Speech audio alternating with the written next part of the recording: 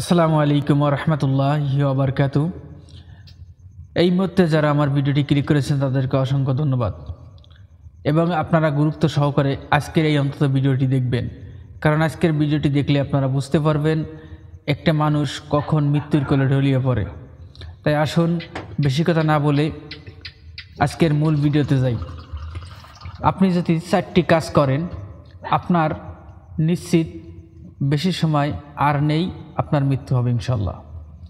আর বিশেষ করে এই কথাগুলো আপনারা অবশ্যই খেয়াল করে শুনবেন।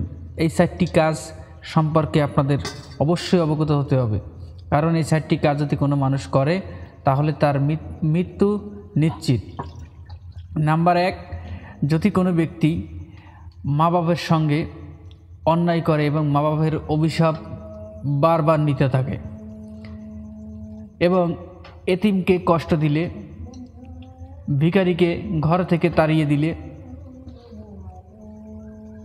এই 4টি কাজ যদি আপনারা করেন অবশ্যই আপনার মৃত্যু যে কোনোভাবে যে কোনো জায়গায় হঠাৎ মৃত্যু চলে আসবে বেইজ্জতের সাথে।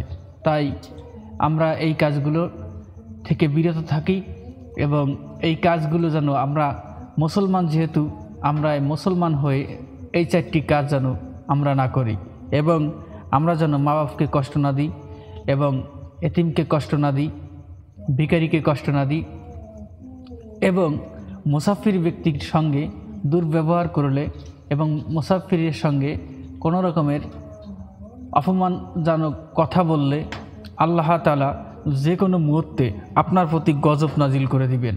তাই এই 4টি কাজ যদি আপনারা করেন তাহলে মনে রাখবেন দুনিয়ায় তো মুসিবতে পড়বেন তো পড়বেনই এবং আপনার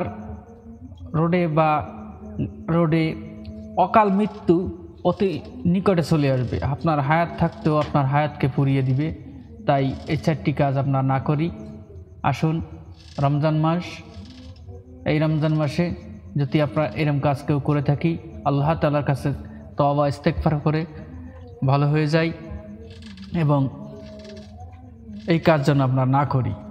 এখানেই শেষ করলাম, আবারও দেখা হবে পরবর্তী কোনো আমল নিয়ে। আসসালামু আলাইকুম।